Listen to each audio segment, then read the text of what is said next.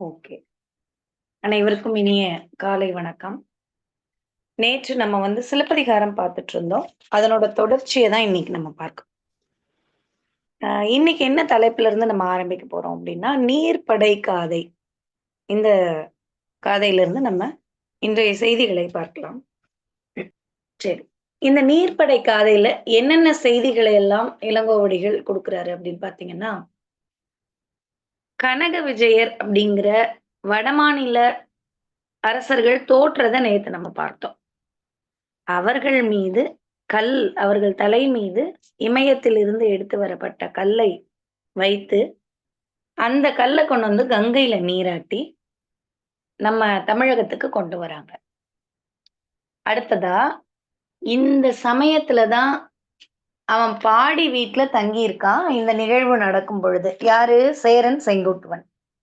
அப்படி அவன் பாடி வீட்ல தங்கி இருக்கும்போது, மாடலன் அவன சந்திக்கிறான். என்ன சந்திக்கிறான்? என்னென்ன செய்திகளை எல்லாம் சொல்றான் அப்படின்னு பார்த்தீங்கன்னா, அங்க நடந்த எல்லா தகவல்களையும் இவனுக்கு சொல்றான். என்னென்னலாம் சொல்றான்? இப்போ பல மாந்தர்களை அப்படியே விட்டுட்டு, இங்க நடந்த செய்திகளை அவர் சொல்ல ஆரம்பிச்சுட்டாரு அப்படின்னு நம்ம பார்த்தோம். திருவோலக்கத்தில் அமர்ந்திருக்கின்ற செங்குட்டுவனிடம் மாடலன் சென்று எல்லாத்தோட கதைகளையும் மீட்டு சொல்றான். மாதரி என்ன பண்ணிடுறா? கோவலனுடைய இறப்பு கண்ணகி மதுரையை எரித்தபோது நெருப்புல பாய்ஞ்சிடுறாளாம். ஏன் மாதரி நெருப்புல பாயறா அப்படின்னு கேட்டா, அடைக்கலம் தந்தவர்களினுடைய உயிரை காப்பாற்ற முடியல. ஏன்னா, கவுந்தியடிகள் என்ன சொல்லியிருப்பாங்கன்னா, "மாதரி கிட்ட நீ தான் இவர்களை பார்த்துக்கணும். இவர்கள் உனக்கு அடைக்கலமாக நான் தந்துட்டு கிளம்புறேன்." அப்படின்னு சொல்லியிருப்பாங்க. அதை என்னால் காப்பாத்த முடியலையே. அவங்க 2 பேரும் இறந்துட்டாங்களேன்னு இந்த அம்மா உயிர விட்டுருது. அடுத்ததா, கவுந்தியடிகள் உண்ணா நோன்பிருந்து உயிர் விடுறாங்க. ஏன்னா, அவங்க இவங்க 2 பேத்து மேலயும் நல்ல அன்புடையவர்கள். அவர்களுக்கு ஏற்பட்ட இந்த நிலையை கண்டவுடன் அவங்களும் உண்ணா நோன்பு இருந்து உயிர் விட்டுர்றாங்க. அதே மாதிரி கோவலனின் தந்தை என்னவாகுறாரு அப்படின்னா, மாசாத்துவான் தன்னுடைய சொத்துக்களை எல்லாம் தானம் செஞ்சுட்டு, புத்த சமயத்தில் சேர்ந்து துறவியா மாறிடுறார். கோவலனுடைய அம்மா என்னவாயிடுறாங்கன்னா, மறைஞ்சு போயிடுறாங்க. பாருங்க, கோவலனின் தந்தை புத்த துறவியாக மாறுறார். கண்ணகியின் தந்தை மாநாயகன் ஆசீவக சமயத்தை சேர்ந்துடுறாரு. அவங்க மனைவியும் மறைஞ்சிடுறாங்க. மாதவி நம்ம எல்லாருக்குமே தெரியும். புத்த துறவியாக மாறிடுறா. இந்த பாவங்களை எல்லாம் போக்குவதற்காக தான் நான் கங்கை நீராட வரேன் அப்படின்னு மாடலன் நம்ம செங்குட்டுவன்ட்ட பேசுறான். செங்குட்டுவன் இமயத்திலிருந்து எடுத்து வந்த அந்த கல்லை நீராட்டுவதற்காக கங்கை நீராட்டிட்டு இருக்கான். அப்ப அங்க 2 பேரும் சந்திக்கிறாங்க. பாண்டிய நாட்டில் என்ன நடந்தது அப்படின்னு கேட்டீங்கன்னா, வெற்றிவேல் செழியன் அப்படின்னு ஒருத்தன். அவன் என்ன பண்றான்னா, 1000 கொல்லர்களை கொன்னுடுறான். கொன்னுட்டு கண்ணகி முதல்ல கண்ணகிக்கு கோயில் எடுக்கிறவன் யார் அப்படின்னு பார்த்தீங்கன்னா, வெற்றிவேல் செழியன் தான். அவன் என்ன பண்றான்? கண்ணகிக்கு ஒரு கோயிலை எடுத்து வழிபாடு நடத்துறான். அடுத்ததாக சோழ நாடு. சோழ நாட்டுல கிள்ளிவளவனை எதிர்த்த சோழனை குறுநில மன்னர்கள் 9 பேரை நீ என்ன பண்ணியிருக்க? வென்றிருக்கிற அப்படின்னு இவர் குறிப்பிடுறாரு. அடுத்தது இந்த சமயத்துல இவர்கள் இந்த சம்பவங்களை எல்லாம் முடித்துக்கொண்டு, இந்த கதைகளை எல்லாம் இவன் கேட்டுட்டு, மாடலனுக்கு தன்னுடைய எடையாகிய 50 துலாம் பொன்னை சேரலன் குடுக்குறான். சேரன் மாடலனுக்கு குடுக்குறான். இவன் இந்த இந்த தகவல்கள்லாம் சொல்லிட்டு, இவனுக்கு சில அறிவுரைகளையும் மாடலன் குடுப்பான். அவன் அரசர்கள் மேல கோவமா இருக்கும்போதெல்லாம் மாத்தி விட்டவன் யாருன்னா, கோவலன் தான். மன்னிக்கணும், மாடலன் தான். அதனால அவனுக்கு 50 துலாம் பொன்னை இவன் குடுக்குறான். இப்போ இந்த சமயத்துல நடுக்கற்காதைக்கு நம்ம போறோம். நடுகற்காதையில சாக்கையர்கள் கூத்து நிகழ்த்துறாங்க. சேரனுடைய வடநாட்டு வெற்றியை வெற்றிவேல் செழியன் அதாவது சோழன் இழக்கிறான். இப்போ அந்த வெற்றிவேற் செழியன் இகழ்ந்த அந்த வடநாட்டு வெற்றியை இவன் என்ன பண்றான்? நீலன் அப்படின்றவன் தவறா ஒரு செய்தி சொல்லிட்டேன். அதனால ஒரு குழப்பம். சேரன் வந்து வடநாட்டில் போய் வெற்றி அடைகிறான் இல்லையா? அந்த வெற்றியை வெற்றிவேற் செழியன் அப்படிங்கிற பாண்டியன் இகழ்றான். இந்த பாண்டியன் இகழ்ந்த செய்தியை நீலன் என்பவன் செங்குட்டுவன்ட்ட சொல்றான். சொன்ன உடனே இவன் வந்து ரொம்ப கோவப்படுறான். அப்படி கோபப்படும் பொழுதுதான் சேரனுக்கு யாக்கையின் நிலையாமையை மாடலன் உணர்த்துறான். உணர்த்திட்டு வேள்விகளை நீ செய்யணும். ஆரிய அரசர்களை எல்லாம் விடுவிச்சிரு. சிறை கூட்டங்களை எல்லாம் விட்டுடு அப்படிங்கிற செய்தியையும் குறிப்பிடுறான். இதெல்லாம் நேற்றே நம்ம வந்து கொஞ்சம் பார்த்துட்டோம். இறுதியில இந்த செய்திகளை எல்லாம் நம்ம பார்த்தோம். அடுத்தது வியலூரை அழித்து வெற்றி கண்டு சோழன் முதலாகிய 9 மன்னர்களை நேரிவாயில் அப்படிங்கிற இடத்துல வென்றவன். இடும்பில் என்னும் ஊரில் பகைவரை புறம் காணுமாறு செய்தவன். இவ்வளோ பெருமைகளை உடைய நீ இவங்க பேசுற அந்த வார்த்தைகளுக்கெல்லாம் முக்கியத்துவம் கொடுத்து என்ன பண்ணக்கூடாது, அந்த அவர்களை நோக்கி படையெடுத்து உன்னுடைய திறனை வீணடிச்சுக்காத அப்படின்ற மாதிரி அறிவுரை பகிர்ந்து யாக்கை நிலையாமையை பகிர்ந்து என்ன பண்றான், அவனை மடை மாற்றி திசை மாத்தி விடுறான் மாடலன். அடுத்தது இந்த சாக்கையன் என்பவன் கொடுங்கொட்டி கூத்தாடுறான். வீரர்கள் எல்லாம் தங்களுடைய மனைவியர்களோடு போயிடுறாங்க. கங்கையிலிருந்து திரும்ப நம்ம ஊருக்கு வந்துடுறான் சேரன். இப்போ அரசவை கூடுகிறது மறுநாள். அதுக்கு மண்டபத்துக்கு பேர் என்ன அப்படின்னா அத்தாணி அப்படின்னு பேராம். அரசவை கூடக்கூடிய மண்டபத்தின் பெயர் அத்தாணி. இப்போ செல்வம், யாக்கை இவையெல்லாம் நிலையற்றது அப்படிங்கிற செய்தியை அங்க சொல்லிட்டு இந்த கனக விஜயரை இவன் விடுவிக்கிறான் இல்லையா? எந்த இடத்துல அவன் வந்து தங்க வச்சிருந்தான் அப்படின்னு கேட்டா வேள்விக்கோ அப்படிங்கிற மாளிகையில தங்க வைக்கிறான். அதாவது அவங்க 2 பேர்த்தையும் சிறையில இருந்து வெளியில கொண்டு வந்துட்டு வேள்விக்கோ என்னும் மாளிகையில தங்க வச்சு வேள்விகளை எல்லாம் முடித்த பின்னால் அவர்களை ஊருக்கு அனுப்பி வைக்கிறான். அவர்களுக்கு வரி இல்லை, திரைகள் இல்லை. யாருக்கெல்லாம்? சேர நாட்டில் இருக்கக்கூடிய எல்லா மக்களுக்கும் வரிகள் கிடையாது. வெளிநாட்டில் இருந்து இங்க ஏதாவது பொருள்கள் கொண்டு வந்து வித்தா அவர்களுக்கு திரை பொருள்களாக அவர்கள் எதையும் கொண்டு வந்து தர தேவையில்லை. இந்த செய்திகளை எல்லாம் குறிப்பிடுறான். இங்க பாருங்க, இங்க வந்து பாண்டிய நாட்டினுடைய நிலையை அவர் குறிப்பிடுறாரு பாருங்க. பாண்டிய நாடு அவன் திடீர்னு இறந்துடுறான். இறந்த உடனே என்ன ஆச்சு அப்படின்னு சொல்லி கேட்கும் பொழுது அந்த இங்க குறிப்பிடுறாரு பாருங்க, மன்னவன் இறந்த பின் வளங்கள் சிறப்பின் தென்னவன் நாடு செய்தது ஈங்குரை என நீடு வாழியரோ நீல் நிலவேந்து என மாடல மறையோன் மன்னனுக்கு உடைக்கும். நின் மைத்துன வளவன் கிள்ளியோடு பொருந்தா ஒத்த பண்பினர் 9 மன்னர் இளவரசு பொறார் ஏவர் கேளார் வளநாடு அழிக்கும் மாண்பினராதலின் 9 குடையும் ஒரு பகல் ஒழித்து அவன் பொன்புனை திகிரி ஒரு வழிப்படுத்தோய் இவனை வாழ்த்துறான். அததான் நான் முன்னாடி குறிப்பிட்டேன். இப்போ இந்த பாண்டிய நாட்டுல வந்து வெற்றிவேற் செழியன் என்பவன் பாண்டிய நாட்டை ஆள்றான் அப்படின்னு இவன் குறிப்பிடுறான். அதுக்கு அடுத்தது சோழ நாடு, சோழ நாட்டையும் வாழ்த்தி அவர்கள் எவ்வாறு இருக்கிறார்கள் அப்படிங்கிறதையும் குறிப்பிடுறான். அதுக்கப்புறம் நாட்டுக்கு எல்லாரும் வந்து அரசவையில இவங்க இருக்கிறத பார்த்தோம்.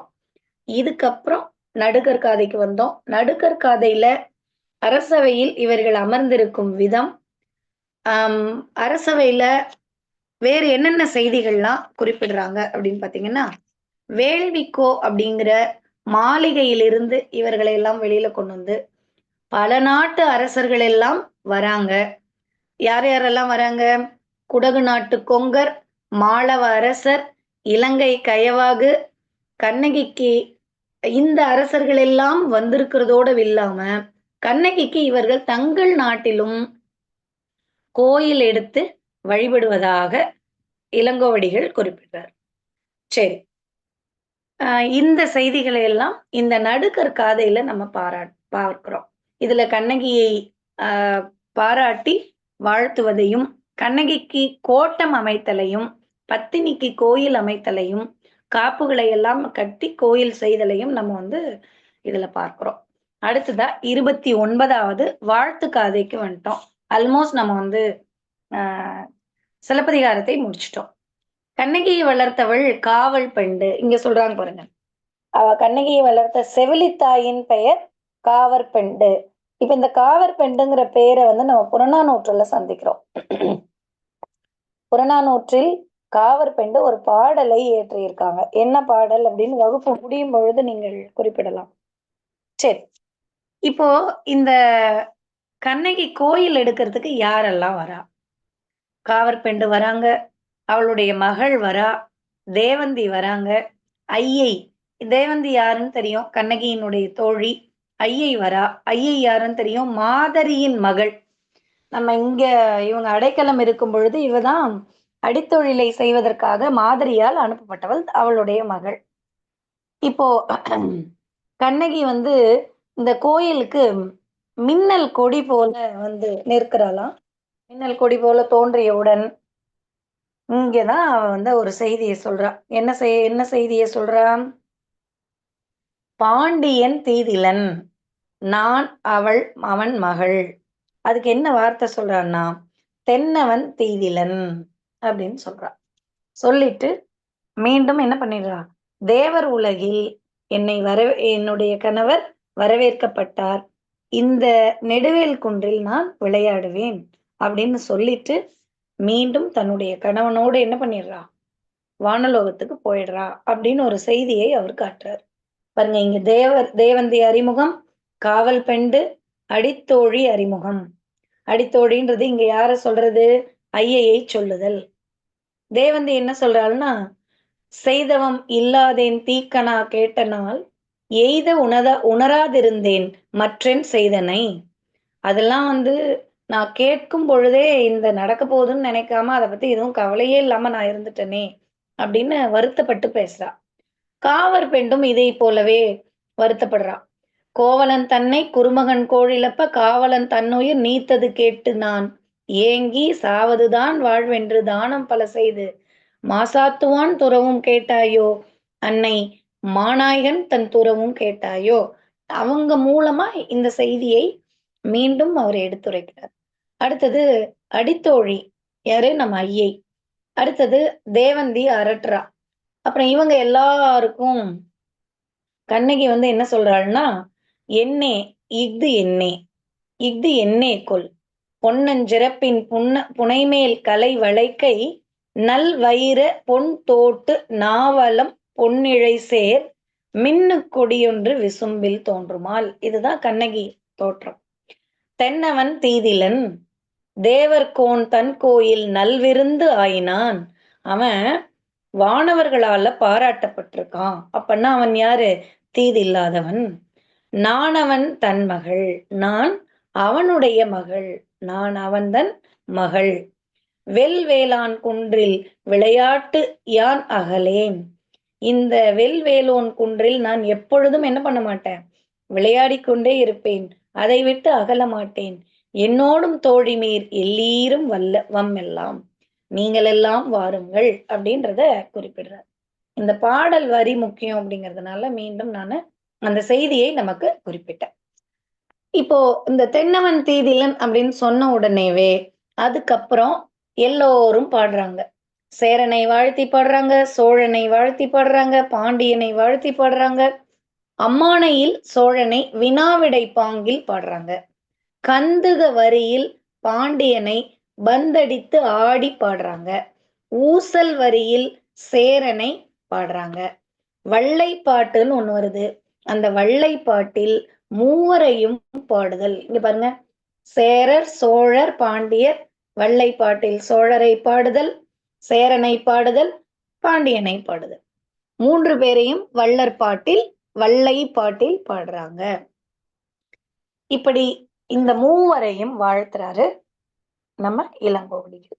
இதற்கு அப்புறமா இறுதியா வரந்தரு காதைக்கு நம்ம நுழையிறோம். இதுல மணிமேகலை துறவு போன்ற செய்தியையும் இந்த வரந்தரு காதையில வந்து இந்த முற்பிறப்புகளை எல்லாம் இளங்கோவடிகள் உணர்த்துறார். பாருங்க, அரட்டன் செட்டின்னு ஒருத்தன் அந்த பகுதியில் இருக்கக்கூடியவன், அவன் என்ன பண்றான், இந்த விழாவுக்கு வந்திருக்கான், கோயிலுக்கு வந்திருக்கான். அவருக்கு வந்து 2 பிள்ளைங்க. ஒண்ணு கண்ணகியின் தாய், இன்னொன்னு கோவலனின் தாய். கண்ணகியின் தாயும், கோவலனின் தாயும் இறந்துட்டாங்கன்னு சொன்னோம். தந்தைகள் இருவரும் புத்த சமயத்திலயும், ஆசீவக சமயத்திலயும் சேர்ந்துட்டாங்கன்னு நம்ம குறிப்பிட்டோம். இந்த கண்ணகியின் தாயும், கோவலனின் தாயும் அரட்டன் செட்டியனுடைய இரட்டை பெண்களாக பிறந்திருக்கிறத எடுத்து காட்டுறார். இதுக்கப்புறம் அரசர்கள் எல்லாம் தங்களுடைய நாட்டுக்கு செல்லிடுறாங்க. அதே மாதிரி சேட குடும்பியின் சிறுமி, சேட குடும்பின்னா அங்க யாருன்னா அந்த பூஜை செய்யறவர் மாடல மறையோன் சுனை நீரை தெளித்து இந்த பழம் பிறப்ப எடுத்து காட்டுறான். அடுத்ததான் மாலதி, இவ வந்து மாற்றான் மகவுக்கு தன்னுடைய முளைப்பாலை ஊட்டியவள். இப்படி 3 பேற்றையும் குறிப்பிட்டு இளங்கோவடிகளினுடைய வரலாற்றையும் இதற்கு அப்புறமா எடுத்து சொல்றாங்க. தேவந்தி மேல கண்ணகி ஏறி குறிப்பிடுறாரு. நிமித்திகன் கூற்று இளங்கோவின் வரலாற்றை நீங்க சொல்லணும்னு கேட்ட உடனே இவங்க அந்த செய்திகளை எல்லாம் சொல்றாங்க. இப்போ குடகு நாட்டு கொங்கர்களும் மாலுவ அரசர்களும் இலங்கை கயவாகு மன்னனும் கண்ணகிக்கு கோயில் எடுத்து வழிபடணும் அப்படிங்கிற வேண்டுகோளோடு நாங்களும் இந்த மாதிரி வழிபடுவோம் அப்படிங்கிற செய்தியோடு அவர்கள் கிளம்பிடுறாங்க. தெய்வம் என்ன செய்து தந்தேன் வரம் என்று கூறுகிறது. கண்ணகி கோயிலுக்கு பூசாரியாக யார் இருக்காங்க அப்படின்னு கேட்டீங்கன்னா தேவந்தியை செங்குட்டுவன் நியமிக்கிறான். அத்தோடு இந்த சிலப்பதிகாரம் நிறைவடைகிறது. மணிமேகலையின் உரைபொருள் முற்றிய சிலப்பதிகாரம் முற்றும் அப்படின்னு ஒரு செய்தியை பின்னாடி அங்க கொடுத்துருக்காங்க பாருங்க. இந்த பழம் பிறப்புகள்ல யார் யார் என்னென்னலாம் பிறந்திருக்காங்க அப்படிங்கிற செய்தியை குறிப்பிட்டுட்டாரு. தேவந்தியினுடைய வரலாறை மீண்டும் இங்க சொல்றாரு. மாடலன் வந்து தேவந்தியினுடைய வரலாற்றை சொல்றான். மாலதின்றவ மாற்றான் குழவியை பால் ஏற்கனவே தேவந்தி இந்த செய்தியை சொல்லியிருப்பா. இத செங்குட்டுவனுக்காக இவன் குறிப்பிடுறான். அடுத்தது கண்ணகியினுடைய நிலை என்ன, கோவலனின் தாய் மாதிரி என்ன சொல்றா, மாடலன் அதற்கு என்ன விளக்கம் சொல்றான், இந்த செய்திகளை எல்லாம் நம்ம பார்த்தாச்சு. இளங்கோவடிகள் அறவுரை கொடுத்து இந்த செய்திகளை இத்தோடு அவங்க முடிச்சுக்கிறாங்க. அடுத்ததா நம்ம வந்து சிலப்பதிகாரத்தில் இருக்கின்ற ஆய்வு செய்திகளை பார்த்துட்டு இந்த வகுப்பை சிலப்பதிகாரத்தை நம்ம இத்தோடு முடிச்சுக்கலாம். சரி, இதுல முக்கியமான செய்தி என்ன அப்படின்னு நான் உங்கள்கிட்ட ஏற்கனவே சொன்னேன். என்ன சொல்லியிருந்தேன்னா, இப்ப இந்த இரட்டை காப்பியங்கள் தானா அப்படிங்கிறதுக்கு நான் வந்து இன்னொரு தனி வகுப்புல நம்ம இது 2ம் இரட்டை காப்பியங்கள் தான் அப்படிங்கிற தலைப்புல நம்ம பேசுவோம். அதுக்கப்புறம் தனித்தனியான கண்ணகினா யாரு, அவள் பத்தின திறனாய்வு செய்திகளை நம்ம தனியா பேசுவோம். இன்றைய வகுப்புல ஒரே ஒரு செய்தியை மட்டும் நம்ம முழுமையா பார்த்திடலாம். இது மூல நூலில் இருக்கின்ற சில செய்திகளை பார்த்துட்டு நம்ம இன்றைய நாளை முடிச்சுக்குவோம். இந்த சிலப்பதிகாரத்தை இயற்றியவர் சேர முனிவராகிய இளங்கோவடிகள். சரி, இந்த செய்தி எதையெல்லாம் குறிப்பிடுது அப்படின்னு நச்சினார்க்கினியர் செய்யுளியல்ல 175வது சூத்திர உரையில இந்த சிலப்பதிகாரத்தை எடுத்து காட்டுறார். என்ன சொல்றாருன்னா, பாட்டிடை வைத்த குறிப்பினான் என்பது ஒரு பாட்டின் இடையிடை கொண்டு நிற்கும் கருத்தினான், அவை தகடூர் யாத்திரையும் சிலம்பும் போல்வன அப்படின்னு சொல்றார். ஒரு பாட்டின் இடையிடையே ஏதேனும் ஒரு குறிப்புகளை கொண்டு தன்னுடைய நிலையை உயர்த்துதல் அப்படின்ற பொருளில் இது அமையும். இதுக்கு எடுத்துக்காட்டா சிலம்பு. இதை நச்சினார்க்கினியர் தன்னுடைய செய்யுளியல்ல 175வது சூத்திர உரையில குறிப்பிடுறத நம்ம பார்க்கிறோம். இதே மாதிரி தொன்மைதானே உரையோடு புணர்ந்த பழமை மேற்று, இதுல இந்த செய்யுளுக்கும் என்ன பண்றாரு, பெருந்தேவனார் செய்த பாரதம், தகடூர் யாத்திரை, சிலப்பதிகாரமும் அதன் பார்ப்படும் அப்படின்னு நச்சினார்க்கினியர் குறிப்பிடுறார். அப்போ நச்சினார்க்கினியர் 2 இடங்கள்ல சிலப்பதிகாரம் பற்றிய குறிப்பை சொல்றாரு. சரி, வேற யாரெல்லாம் சிலப்பதிகாரம் குறித்து சொல்றாங்க? சிந்தாமணியாம் சிலப்பதிகாரம் படைத்தான் அப்படின்னு திருத்தணிகையுலா குறிப்பிடுறத நம்ம பார்க்கிறோம். நம்ம நிரல் படுத்துதல ஏற்கனவே இந்த செய்தியை நம்ம பார்த்தோம். சிலப்பதிகார அறிமுகத்துல நான் உங்களுக்கு இந்த செய்தியை கொடுத்திருந்தேன். திருத்தணிகை உலா எந்த அடிப்படையில, எந்த வரிசையில ஐம்பெரும் காப்பியங்களை சுட்டுது அப்படின்னு நம்ம ஏற்கனவே இந்த செய்தியை பார்த்திருக்கோம். சரி. வஞ்சின மாலையில் கூறப்படுகின்ற 5 பெண்கள், கற்புடை மாதர்கள் 7 பேர் குறித்து பட்டினத்து பிள்ளையார் புராணத்து பூம்புகார் சருக்கத்தும் அப்படின்னு ஒரு செய்தியை குறிப்பிடுறார். யாரு? நம்பியாண்டார் நம்பி. இதை அவரு எடுத்து காட்டுறார். பட்டினத்து பிள்ளையார் புராணத்து பூம்புகார் சருக்கத்தும் அப்படின்னு சொல்லி ஒரு செய்தியை குறிப்பிடுறார். அதுக்கப்புறம் பழிமான முந்தம் மனையறம் காத்தலும் பார்த்தீபவரை தொழும் மாதரவும் பெரும் கற்பினால் உறுதினோர்க்கு செம்பொன் பொழிமானதுங்கன் குலோத்துங்க சோழன் அப்படின்னு சொல்லி குலோத்துங்க சோழன் கோவையில இந்த கண்ணகியையும் சோழன் பற்றிய செய்திகளையும் நம்ம பார்க்கிறோம். அடுத்தது நவமணி இலக்கணங்கள் அப்படிங்கிற ஒரு இலக்கணத்துல ஊர்கான் காதை குறித்தும் அதாவது திருவாள உடையார் திருவிளையாடல் புராணத்துல செய்திகளை இந்த சிலப்பதிகார செய்தியை நம்ம பார்க்கிறோம். சரி, இப்போ சிலப்பதிகாரம் பற்றிய குறிப்புகள் பழ நூல்கள்ல எந்தெந்த இடத்துல வந்திருக்கு அப்படின்னு பார்த்தோம். முதல்ல நச்சினார்க்கினியனுடைய 175வது சூத்திர உரை, அதுக்கப்புறம் திருத்தணிகை உலா 52வது பாடல் 526வது பாடல்ல குறிப்பிடுறத பார்த்தோம். நம்பியாண்டார் நம்பி பூம்புகார் சருக்கம் பற்றி குறிப்பிடுவதை பார்த்தோம். குலோத்துங்க சோழன் கோவையில 426வது பாடல்ல இந்த சிலப்பதிகாரம் குறித்த செய்தி குறிப்பிட்டிருக்கிறத பார்த்தோம்.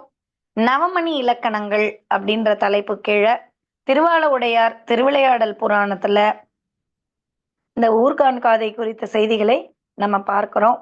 இவ்வாறு பல செய்திகளை சிலப்பதிகாரம் பல நூல்கள் எடுத்து காட்டியிருக்கு. பல சிலப்பதிகாரம் பற்றிய செய்திகளை பல நூல்கள் எடுத்து காட்டிருக்கிறத நம்ம பார்க்கிறோம். சரி, இதுல பதிக செய்யுள் என்னையெல்லாம் சொல்லுது? கதை சுருக்கத்தையும் இளங்கோவடிகள் காப்பியத்தை இயற்றியதற்கான காரணத்தையும் சொல்வது பதிக செய்யுள். இதுல அகவரப்பா மிகுதியாக அமைந்துள்ளது அப்படின்னு குறிப்பிடுறாங்க. சரி, அகவரப்பா அதிகமா இருக்கு அப்படிங்கிறத செய்யுளியலினுடைய 157வது சூத்திர உரையில உதாரணமாக எடுத்து காட்டப்பட்டுள்ளது. சரி, இந்த உரை வழியே நம்ம என்னெல்லாம் தெரிஞ்சுக்கிறோம் அப்படின்னு பாத்தீங்கன்னா, இந்திர விழவூர் எடுத்த கதையில ஐம்பெரும் குழு என்பேராயம் பற்றிய உரை, இந்த செய்தியை அரும்பத உரையாசிரியர் குறிப்பிடுறார். இப்போ சிலப்பதிகாரத்திற்கு 2 பழைய உரைகள் இருக்கு. ஒண்ணு அரும்பத உரை, இன்னொன்னு அடியார்க்கு நல்லார் உரை. அரும்பத உரை பார்த்தீங்கன்னா ஒரு சொல்லும் கடினமான சொல்லாக நாம் கருதக்கூடிய எல்லாத்துக்கும் நூல் முழுமைக்கும் அரும்பத உரையை அவர் இயற்றியிருக்கார். அவருக்கு பேர் என்ன அப்படிங்கிறத நமக்கு கண்டுபிடிக்க முடியாதனால நம்ம என்ன பண்ணிடுறோம், அவருக்கு அரும்பத உரையாசிரியர்னு பேர் வச்சிடுறோம். அதற்கு அடுத்தது அடியார்க்கு நல்லார். அடியார்க்கு நல்லாரின் உரைதிறன்னு சாவேச சுப்பிரமணியம் ஐயா ஒரு நூலே எழுதியிருக்காங்க. என்னன்னு பாத்தீங்கன்னா, அந்த நூல் முழுக்க அவர் உரை எழுதியிருக்காரு. ஆனால் இன்று நமக்கு கிடைப்பது குறைவுதான். பல நூல்கள் பல உரைகள் அவரது பல காதைகளுக்கு உரைகள் மறைஞ்சு போச்சு, கிடைக்கல. அந்த உரைகளின் மூலமாக அரங்கேற்று காதையிலும் காணல் வரியிலும் வேட்டுவ வரியிலும் அழற்படு காதை இந்த 4 இதுலயும் அவர் என்ன பண்ணியிருப்பாருன்னா, இசை நாடக குறிப்புகளை ரொம்ப அழகா எடுத்து காமிச்சு உரை எழுதியிருப்பாரு. அது மிகச்சிறப்பானதாக இருக்கும். சரி, இந்த அரும்பத உரையை உவேசா எந்த ஆண்டுல பதிப்பிச்சிருக்காருன்னு பாத்தீங்கன்னா 1892ல பதிப்பிச்சிருப்பார். 1892. இந்த அடியார்க்கு நல்லாரின் உரை எது வரைக்கும் கிடைக்குது? முதலில் இருந்து வழக்குரை காதை வரைக்கும் கிடைக்குது. இது அரும்பத அடியார்க்கு நல்லாரின் உரை எப்படிப்பட்டதா இருக்கு அப்படிங்கிறத இப்ப பார்க்கிறோம். அரும்பத உரையை அதிகம் தழுவி சில இடங்களில் மறுத்து பதவுரை கொடுத்து பொழிப்புரை கொடுத்து சொல் பொருள் நயம் இதையெல்லாம் கூறி உரிய இடங்கள்ல 5 இலக்கண செய்திகளையும் நாடக இலக்கணத்தையும் கூறி விரிவா இவர் அமைச்சிருக்காரு.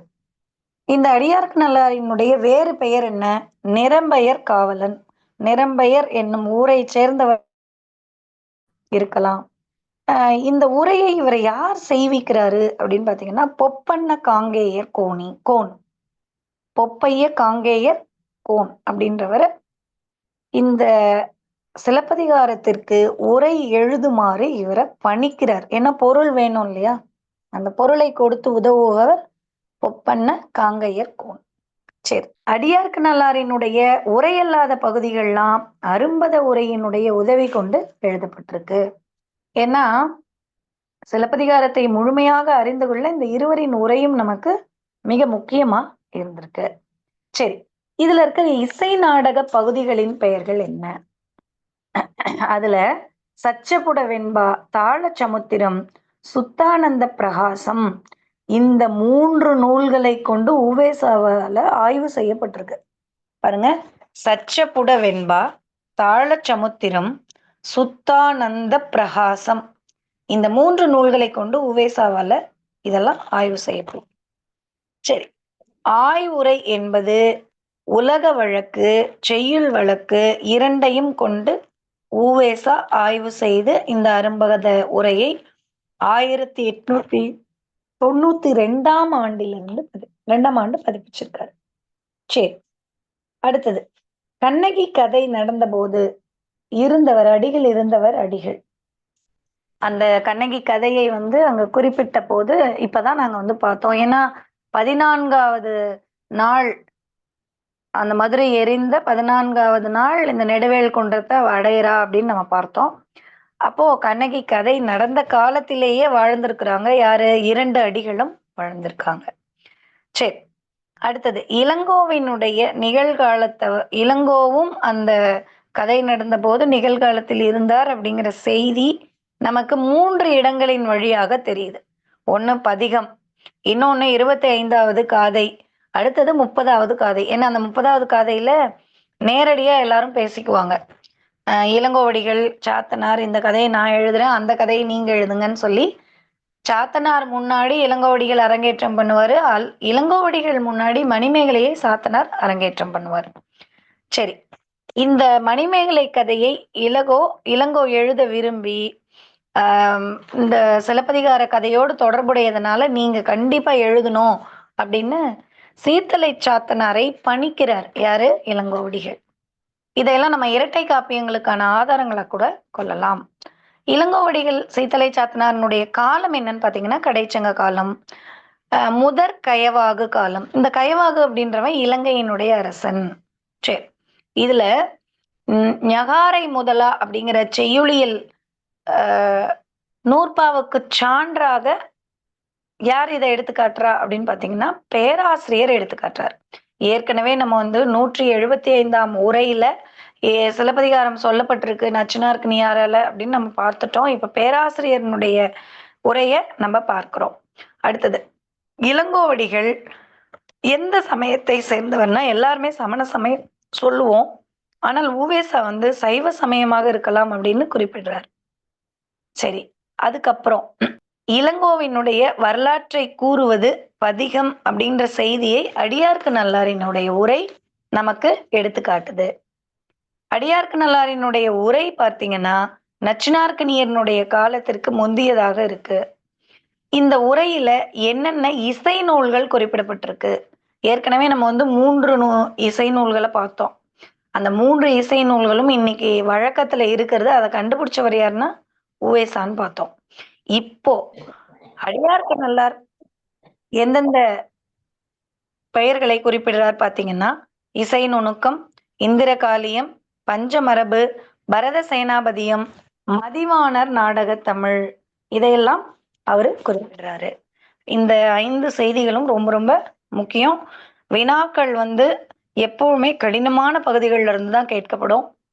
இன்னும் சரியா சொல்லணும்னா அடியார்க்கு நல்லாரின் உரையை இப்போ நமக்கு கதை எல்லாமே தெரிஞ்சிடும். இப்ப என்ன கேள்வி கேட்டாலும் நீங்க சொல்லிடுவீங்க. சேர மன்னனுடைய அமைச்சர்கள் 2 பேர் அப்படின்னு கேட்டா வில்லவன் கோதை, அழும்பில் வேல் எளிமையா சொல்லிடுவீங்க. முதலில் கண்ணகிக்கு கோயில் கட்டியவன் யாரு? செங்குட்டுவன் இமயத்துல இருந்து கல் எடுத்துட்டு வரான். அதுக்கு முன்னாடியே 1000 பொற்கொள்ளர்களை கொன்று வெற்றிவேர் செழியன் என்ன பண்ணிடுவான்? அவளுக்கு ஒரு கோயில் எடுப்பிச்சு சாந்தி பண்ணிடுவான் கண்ணகியை. இப்படி கதையை கேட்ட நீங்க உள்ள இருந்து என்ன விதமான கேள்வி கேட்டாலும் ஒரு தடவையில நமக்கு மனசுல பதிஞ்சிரும்.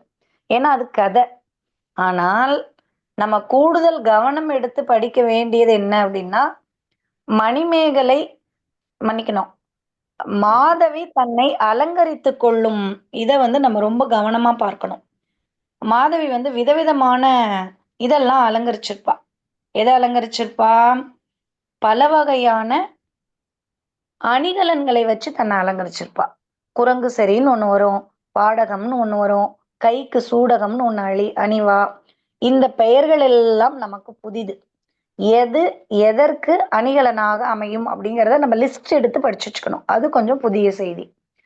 மற்றபடி பெயர்கள் இதெல்லாம் நம்ம எளிமையா படிச்சுக்கலாம். அதே மாதிரி சேரன் என்ன பாடலால பாடப்படுறான்? பாண்டியன் எந்த வரியால பாடப்படுறான்? வள்ளைப்பாட்டு 3 பேருக்கு உரியது அப்படின்னு நம்ம இறுதியா பார்த்தோம். இந்த மாதிரி குறிப்பிடத்தக்க செய்திகளை நம்ம குறிப்பெடுத்து தினந்தோறும் படிச்சுக்க வேண்டியது நம்மளோட கடமை. இதெல்லாம் நான் குறிப்பு பின்னாடி இப்ப குடுத்துருவேன். இன்னொரு 2 நாட்கள்ல. கொஞ்சம் பணிச்சுமையால நாங்க அத டைப் பண்ணாம இருக்கேன். இன்னொரு 2 நாட்கள்ல நம்ம வகுப்புல இருக்கிற எல்லா மாணவர்களுக்குமே நான் அனுப்பி வச்சுருவேன். இப்போ அடியார்க்கு நல்லாரினுடைய உரை நம்ம பார்த்துக்கிட்டே வரோம். இசை நுணுக்கம், இந்திரகாளியம், பஞ்சமரபு, பரத சேனாபதியம், மதிவாணர் நாடகத்தமிழ். இப்ப எனக்கு நீங்க ஒரு காரியம் செய்யணும். என்ன செய்யணும்னா, இந்த வகுப்பு முடிஞ்ச உடனே இசை நுணுக்கம், இந்திரகாளியம், பஞ்சமரபு, பரத சேனாபதியம், மதிவாணர் நாடகத்தமிழ் இந்த 5 நூல்களையும் எழுதினவங்க யாரு அப்படின்றத குறிச்சு வச்சுக்கணும். ஏன்னா கடந்த யுஜிசி எக்ஸாம்ல இந்திரகாளியம், பஞ்சமரபு நூல்களின் ஆசிரியர் 2த்தையும் கேட்டிருந்தாங்க. மீண்டும் மீண்டும் மீண்டும் இந்த அடியார்க்கு நல்லாரினுடைய உரையிலிருந்து வினாக்கள் எடுக்கப்படுது. மறைந்து போன தமிழ் நூல்கள் அப்படிங்கிற ஒரு புத்தகத்தை எழுதிய மயிலை சீனி வெங்கடசாமி தமிழர் வளர்த்த அழகு கலைகள்ல இது நிறைய அடியார்க்கு நல்லாரினுடைய செய்திகளை தான் எடுத்து எடுத்து காட்டுவார். சரி, இந்த அடியார்க்கு நல்லார் கணித நூல் புலமை உடையவர். சித்திரை திங்கள் திங்கள் சேர்ந்தன அப்படின்னு இந்திர விழவூர் எடுத்த காதையில குறிப்பிடப்படுது. அப்போ இந்திர விழா 21 நாட்கள் நடக்கும் பொழுது அந்த முதல் நாள் எப்படி இருந்திருக்கும் அப்படிங்கிறத இந்த வரி நமக்கு குறிப்பிடுது. அடுத்தது திசை சொற்கள், பழமொழிகளை எடுத்துக்காட்டி விளக்குதல். அவருடைய கணித புலமையை நம்ம குறிப்பிட்டோம். இப்போ திசை சொற்கள் அப்படின்னா தமிழகத்தில் வழங்கி வரக்கூடிய வேறு இடங்களிலிருந்து வேறு திசைகளிலிருந்து இங்க வரக்கூடிய சொற்களை திசை சொற்கள் அப்படின்னு நம்ம சொல்லுவோம். பழமொழிகளை எடுத்து காமிச்சு அந்த உரையை மிகச் சிறப்பா அவர் கொண்டு போறார். அதுக்கப்புறம் இதுல இடம்பெறுகின்ற அரசர்கள் குறித்து நம்ம பார்க்கிறோம். அனாகுலன், அவந்தி நாட்டு அரசன், இளஞ்செழியன், உத்தர கௌத்தன், உத்தரன், உருத்திரன், கங்கர், கட்டியர், கடுங்கோன், கயவாகு, கரிகால் வல்லவன். எந்த இடத்துல வருவார் அப்படின்னா, கண்ணகி தன்னுடைய முன் பரம்பரை அரசரை அந்த சோழ நாட்டை குறிக்கும் பொழுது வளவனை குறிப்பிடுவா. அதே மாதிரி ஆட்டனத்தி ஆதிமந்தியினுடைய வரலாற்றை 7 பெண்களின் கற்பு திறத்தை சொல்லுவா. அப்போ கரிகால் வளவனுடைய மகள் அப்படின்னு குறிப்பிடுவா ஆதிமந்தியை. அடுத்தது கருநாடர், கலிங்கர், கன்னர் கனகன், காய்ச்சின வழுதி, பொங்கனர், பொங்கர், கோசர், சிங்கன், சித்திரன், சிவேதன், சேரலாதன், தனுத்திரன், தொண்டியோர், பழையன், பெருநற்கிள்ளி, பைரவன், மகத நாட்டினுடைய அரசன், மாந்தளஞ்சேரல் இரும்பொறை, மாளுவ வேந்தர்கள், முசுகுந்தன், யவனர்கள், வஜ்ர நாட்டரசன், வசு, விசித்திரன், வெற்றிவேர் செழியன். இவர்கள் அத்துணை பேத்தையும் நம்ம என்ன பண்றோம்? இந்த சிலப்பதிகார கதையில் சந்திக்கிறோம். இத்துடன் சிலப்பதிகாரம் சரியா 3 நாட்கள்ல நம்ம முடிச்சிட்டோம். 3 வகுப்புகள்ல சிலப்பதிகாரத்தை சரியா நம்ம என்ன பண்ணிட்டோம்? முடிச்சிட்டோம். இப்ப இந்த கதையினுடைய அனைத்து நான் சொல்லிய அத்துணை செய்திகளும் உங்களுக்கு அச்சிட பெற்று வகுப்புல வழங்கப்பட்டுரும்.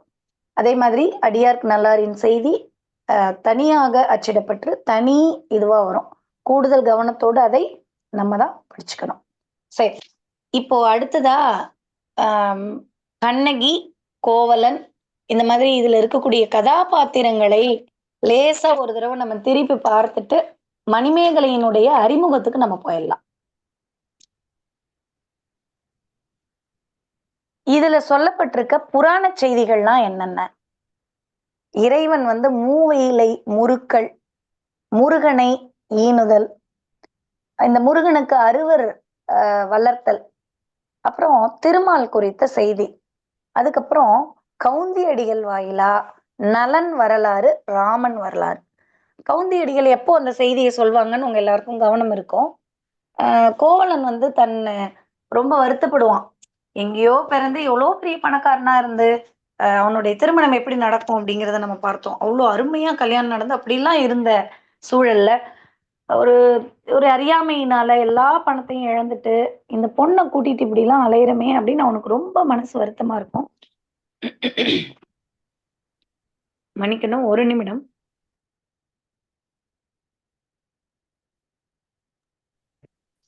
அப்படி அவனுக்கு வருத்தம் ஏற்படும் பொழுது அவனை தெம்பூட்டுற விதமா ஒரு ஊக்க வார்த்தையா கவுந்தியடிகள் நலனுடைய வரலாற்றையும் ராமனுடைய வரலாற்றையும் சொல்வாங்க. எதுக்கு சொல்வாங்கன்னா, நலனை இப்படிப்பட்ட ராஜாவே என்னவாயிட்டான், நடுராத்திரியில தன்னுடைய காதலியை விட்டு பிரியற நிலைமைக்கு வந்துட்டான். ராமன் உலகம் போற்றக்கூடிய அரசன், அவனே தன்னுடைய மனைவியை தந்தைக்காக காட்டுக்குள்ள கூட்டிட்டு போய் 14 வருடங்கள் வாழ்ந்தான் அப்படின்னு குறிப்பிடுவார். அப்போ இதெல்லாம் இதுல சொல்லப்பட்டிருக்க புராண செய்தி. சரி, காவிரி பூம்பட்டினத்துல என்னென்னலாம் இருந்துச்சு அப்படிங்கிறத ஒரு ரீகால் பண்ணிக்கிறோம். மருவூர் பாக்கம், பட்டினப்பாக்கம் 2 வழியா அதை பிரிச்சிருந்தோம். 2 பகுதியா காவிரி பூம்பட்டினத்தை பிரிச்சிருந்தோம். புகார் நகரத்தை. இந்த புகார் நகரத்தை இப்படி பிரித்து அதுல என்னென்னலாம் இருந்தது, 5 வகை மன்றம், அதையும் பார்த்துட்டோம். அடுத்தது கோயில்கள் என்ன இருந்துச்சு, வஜ்ரக்கோட்டம், வெள்ளியானை கோட்டம், கற்பக கோட்டம், செங்கதிரோன் கோட்டம், இதெல்லாம் அங்க இருந்துச்சு. அதுக்கப்புறம் நகரத்தை சுற்றி ஒரு பெரிய மதில் இருந்தது, பெரிய வாயில் இருந்துச்சு. அந்த வாயிலுக்கு என்ன பேர் அப்படின்னு பாத்தீங்கன்னா உலக விடை கழி. உலக விடை கழி. அடுத்தது மதுரை நகரத்தை அழகா இவர் குறிப்பிட்டிருப்பாரு. தென்தமிழ் நன்னாட்டு தீது தீர் மதுரை அப்படின்னு சொல்லுவார். தென்தமிழ் நன்னாட்டு தீது தீர் மதுரை. சரி, வையை எப்படி வாழ்த்துவார்னா, புலவன் நாவில் பொருந்திய பூங்கொடி. யாரா? வையை என்ற பொய்யா குலக்குடின்னு வாழ்த்துவார். புலவர்கள் எல்லாம் பாடிய பாடல் பெற்ற ஒரு ஆறு எதுனா வையை அப்படின்னு சொல்லுவார். சரி, இந்த வையையை கடப்பதற்கு என்ன நமக்கு பயன்பட்டுச்சு அப்படின்னு குறிப்பிடுறாருன்னா, பரிமுக அம்பி, கரிமுக அம்பி, அறிமுக அம்பி அப்படின்னு 3 வகையான படகுகள் இருந்தது, பாய்மர கப்பல்கள் இருந்தது அப்படின்னு சொல்லுவாரு. மூதூரினுடைய புறஞ்சேரியிலிருந்து இவங்க இந்த அம்பியில தான் அந்த ஆற்றை கடப்பாங்க, இந்த செய்தியையும் சொல்லுவாரு. அப்புறம் மாநகருக்கு போறதுக்கு சுருங்கை வழி. சுருங்கை வழின்னா உங்களுக்கு புரிஞ்சிருக்கும், சுரங்கம் போறதுக்கு ஒரு வழி இருந்தது. அங்காடிகள் இருக்கு, நகைக்கடை இருக்கு, கூல வீதிகள் இருக்கு, அறுவை வீதிகள் இருக்கு, வண்ணக்கர் வீதி இருக்கு. கோவலன் கண்ணகி கிட்ட சொல்லிட்டு வெளியில கிளம்புவான்ல, நான் போய் இந்த சிலம்பை மாற்றி எடுத்துட்டு வரேன் அப்படின்னு. அப்ப ஏறு அவன் முன்னாடி வரும், எருது. அது அபசகுனமாக இருக்கும். இருந்தாலும் அவன் என்ன பண்ணுவான், அதை பத்தி கவலைப்படாம நேரா கிளம்பிடுவான். பல அபசகுன குறிகள் அன்னைக்கு ஐயை வீட்லயும், ஐயை வீடுன்னா நம்ம மாதிரி வீட்லயும் கண்ணகிக்கு தெரியும். ஆனாலும் கூட அவங்களுக்கு என்ன நடக்குது அப்படின்னு புரியல. ஏதோ ஒரு தப்பு நடக்குதுன்னு அவங்க எல்லாம் என்ன பண்றாங்கன்னா, யார் வீட்லயும் பால் தயிர் ஆகவே இல்ல, பசுக்கள் எல்லாம் கண்கள்ல தண்ணி விட்டுக்கிட்டு உட்கார்ந்துருக்குன்னுலாம் நம்ம பார்த்தோம். உடனே இவங்க என்ன பண்ணுவாங்கன்னா, பாடல் பாட ஆரம்பிச்சிருவாங்க. இதுல இருந்து நீதான் எங்களை காப்பாத்தணும் அப்படின்னு திருமாலுக்கு பாடலை பாட ஆரம்பிச்சிருவாங்க. அவங்களுக்கு வேற எதுவும் தெரியாது. இப்ப இவன் கோவலன் வெளியில கிளம்பி வரும் பொழுது இதையெல்லாம் பார்த்துக்கிட்டே வரான். முதல்ல அங்காடி, அப்புறம் நகைக்கடை, அப்புறம் காய்கறி கடை, கூல வாணிகம்னா இந்த பருப்பு உள்ளிட்ட இந்த கூலங்கள், அந்த கடை, அதை தாண்டி அறுவை வீதி, அடுத்து வண்ணக்கர் வீதி, இதையெல்லாம் தாண்டி போறான். இதுல கோழியூர் வாரணம் என்று குறிப்பிடப்படுவது எது அப்படின்னு கேட்டீங்கன்னா உறையூர் கோழியூர் வாரணம் என்று குறிப்பிடப்படுவது உறையூர். சரி, பத்தினி கோட்டம் எந்த இடத்துல அமைச்சிருக்காங்க அப்படின்னு பாத்தீங்கன்னா, காவற்காடு இருக்கக்கூடிய இடத்துல பத்தினி கோட்டம் அமைச்சிருக்காங்க. சேரன் வந்து தன்னுடைய மைத்துனர் கிள்ளிக்கு 9 மன்னரை அனுப்பி வெற்றி கொண்ட இடம் எது அப்படின்னு கேட்டீங்கன்னா, நேரிவாயில் அப்படின்னு குறிப்பிடுறாங்க. அது இந்த மதுரையில தான் இருந்துச்சு. அடுத்தது வஞ்சி மாநகர். இந்த வஞ்சி மாநகர் பத்தி என்னென்ன செய்திகள்லாம் சொல்றாங்க அப்படின்னு பாத்தீங்கன்னா, இந்த வஞ்சி மாநகர் என்பது கருவூர் அப்படின்னு அரும்பத உரைக்காரர் குறிப்பிடுறார். அரும்பத உரையாசிரியர் வஞ்சி மாநகர் என்று குறிப்பிடுவதை கருவூர் என்று குறிப்பிடுகிறார். இப்போ இந்த இடத்துல குறிஞ்சியில குறிஞ்சி பாணியை இசைக்கிறாங்க. முல்லை நிலத்துல குழற்பாணியை இசைக்கிறாங்க. நெய்தல் நிலத்துல நெய்தல் பாணியை இசைக்கிறாங்கன்னு நான் சொன்னோம் நம்ம. அடுத்தது இந்த வஞ்சி மாநகரத்துல இலவந்திகை, வெள்ளி மாடம், குணவாயில் கோட்டம், வேள்விக்கோ மாளிகை. இந்த வேள்விக்கோ மாளிகை எதுக்கு பயன்படுச்சுன்னு உங்களுக்கு கவனம் இருக்கா?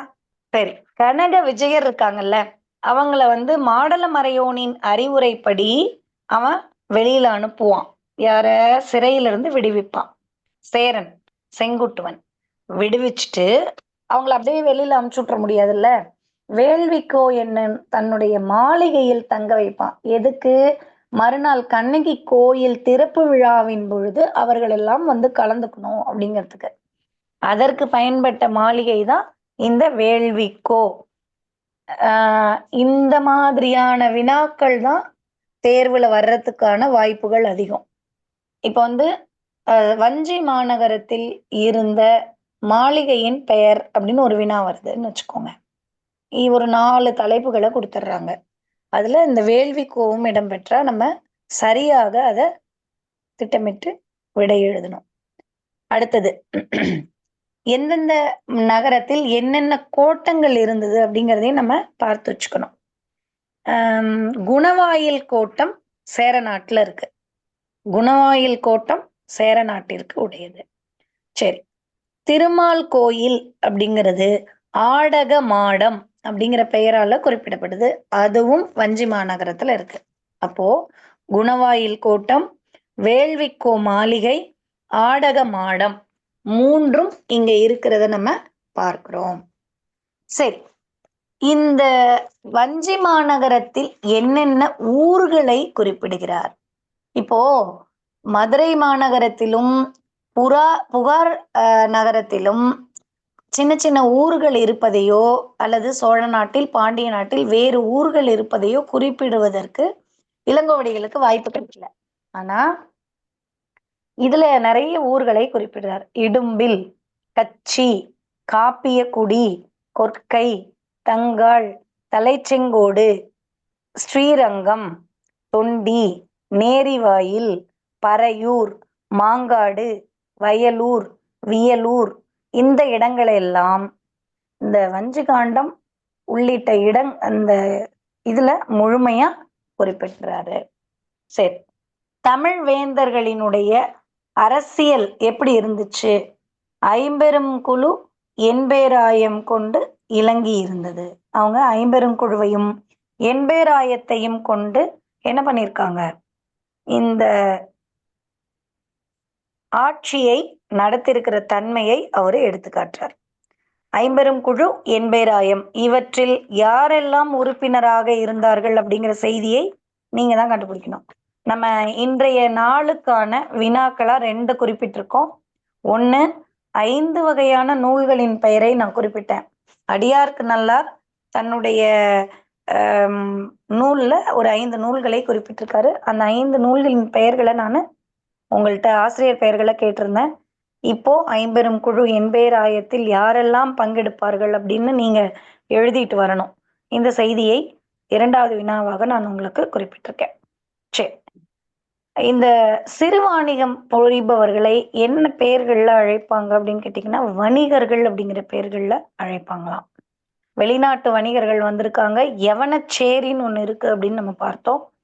இதுல என்னென்ன வேள்விகள் நடந்துச்சுன்னு பாத்தீங்கன்னா, சேரன் வந்து வேள்வி செய்ய தூண்டப்படுறான். யாரால? மாடலனால தூண்டப்படுறான். இந்த செய்தியை நம்ம பார்த்தோம். அடுத்தது பாண்டியனை சேரன் புகழ்தல் அப்படின்னு ஒண்ணு பார்த்தோம். அ பாண்டியன் அப்படின்றவன் வேற்று அரசன், எதிரி சரியா சொல்லணும்னா. ஆனா அவன வந்து சேரன் புகழ்தல் அப்படிங்கிறத இங்கே இவர் குறிப்பிடுறார். அந்த சேர, சோழ, பாண்டியர் ஒற்றுமையாக வாழ்ந்த நிலையை அம் அ இளங்கோவடிகள் எடுத்துக்காட்டுவதற்கு நம்ம இத ஒரு சான்றாவே வச்சுக்கலாம். எப்படி சொல்றாரு அப்படின்னா, பாண்டியன் வந்து தன்னுடைய உயிரை விட்டதன் மூலமா, அவனுடைய செங்கோல் நேராயிடுச்சு. அவன் செய்த தவறு சரியாயிடுச்சுன்னு பார்த்தோம். இதே மாதிரி கண்ணகியும் என்ன பண்ணிடுறா? பாண்டியனை தேவர்கள் எல்லாம் என்ன பண்றாங்க?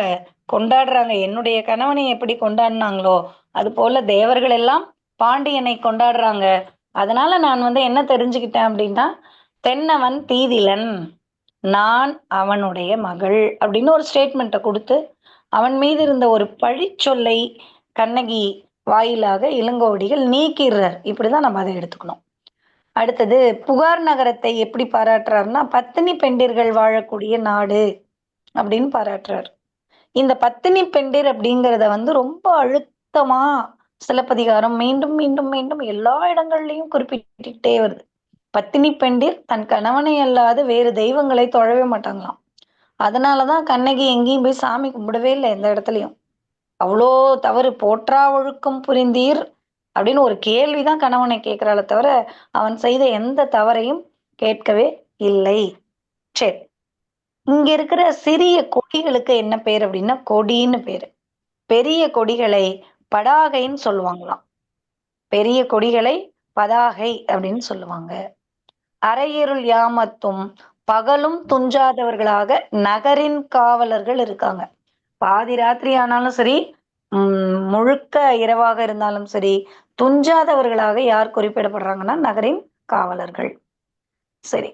அதே மாரி அரசன் வந்து என்ன பண்றான்? பல பகுதிகளுக்கும் சென்று உலக மக்கள் எப்படி வாழ்றாங்கன்னு தன்னுடைய உற்றார் உறவினரோடு போறான். அமைச்சர்கள், உறவினர்கள் சரியா சொல்லணும்னா, வேண்மாளும் அரசனோட போவா. அப்படி அவ போகும்பொழுது தான் அரசன் வந்து கோயில் எடுக்கலாமான்னு கேட்கும் பொழுது வேண்மாள் தான் குறிப்பிடுவா. என்ன குறிப்பிடுவா? கோயிலுக்கு கல் எடுத்து பண்ணலாம். அந்த கல்ல வந்து இமயமலையில போய் எடுத்துட்டு வந்துருங்கன்னு சொல்றவ யாருன்னா வேண்மாள் தான். அடுத்தது தேவியர்கள் அரசவையில பங்கெடுத்திருக்காங்களா? பங்கெடுத்திருக்கிறாங்க. அகச்சான்றா நம்மளுக்கு 2 பேர நம்ம பார்க்குறோம். கோப்பெருந்தோவி தேவி வந்து நேரா தன்னுடைய கனவை சொல்வதற்கு அரசவைக்கு தானே போறா. அங்க போறதுக்கான அதிகாரம் அவளுக்கு இல்லன்னா, அவ வந்து தன்னுடைய கனவை சொல்வதற்கு அங்க போயிருக்கவே முடியாது. அதேபோல இங்க வேண்மாளும் என்ன பண்றா? அரசனோடு இணையாக வெளியில் சென்று, அரசனுக்கு அறிவுரை கூறும் நிலையில வைக்கப்பட்டிருக்கா. சரி. அப்புறம் நாடக கணியருக்கு நம்ம ஏற்கனவே பார்த்தோம். மாதவி அரங்கேற்று காதையில பரிசு வாங்குறா. 1008 கழஞ்சு பொன் பரிசினை வாங்குறா. அதே மாதிரி இன்னொரு சுவையான செய்தியை ஆம் அடியார்க்கு நல்லார் குறிப்பிடுறார். என்ன சொல்றாருன்னா, பகையரசர்களை ஜெயிக்கிறாங்க இல்லையா ராஜாக்கள், அப்போ வெண்கொற்ற குடை இருக்கும்ல, அந்த காம்ப எடுத்துட்டு வருவாங்களாம். எடுத்துட்டு வந்து அத கணுக்கள்லாம் பொற்பூண்கள், பொன்னால ஆகிய பூணு. பூண்னா அந்த இது மாதிரி கட்டுறது. பூண்னா நம்ம மேல கிளிப் மாதிரி போடுவோம்ல. இப்ப எப்படி எனக்கு அத உங்களுக்கு புரிய வைக்கிறதுன்னு தெரியல. அந்த நுனி வந்து நுனி காம்புல எதுவும் இல்லாம அந்த கிளிப் மாதிரி போட்டு அத மூடுறது. அந்த மாதிரி பொற்பூண்களை இட்டு தலைக்கோல் செய்யப்படும்.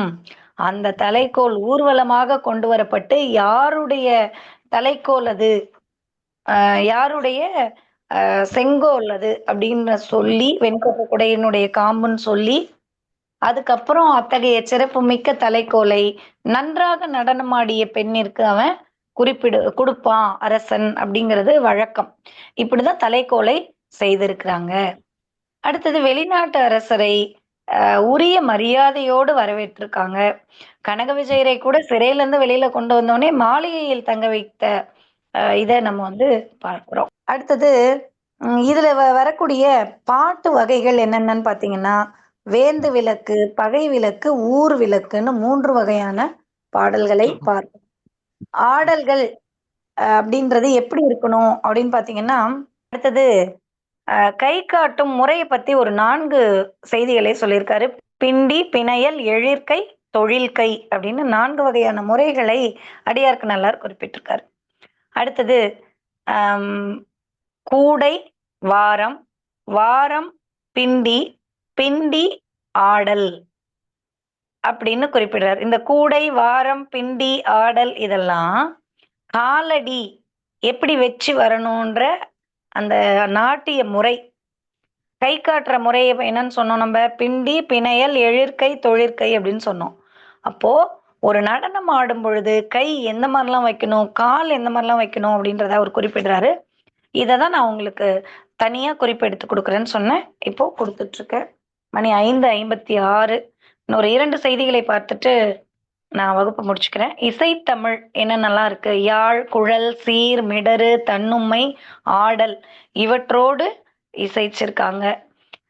சீர், வண்ணம், தாளம், பாலை நிலை, பண்ணு நிலை இவற்றை காட்டும். இதுல இருக்கிற சீர் என்னென்னலாம் காட்டும்? வண்ணம், தாளம், பாலை நிலை, பண்ணு நிலை. சரி.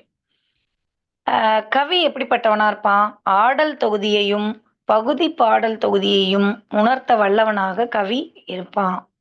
சரி, இது மாதிரியான செய்திகளோடு இன்னும் ஒரு 4-5 செய்திகள் தான் இருக்கு. அந்த செய்திகளை நான் உங்களுக்கு குறிப்பா கொடுத்துட்றேன்.